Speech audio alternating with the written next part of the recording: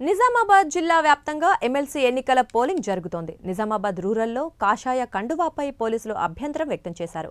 లింగంపేటలో పోలీసులు బీజేపీ కార్యకర్తలకు మధ్య వాగ్వాదం చోటు చేసుకుంది.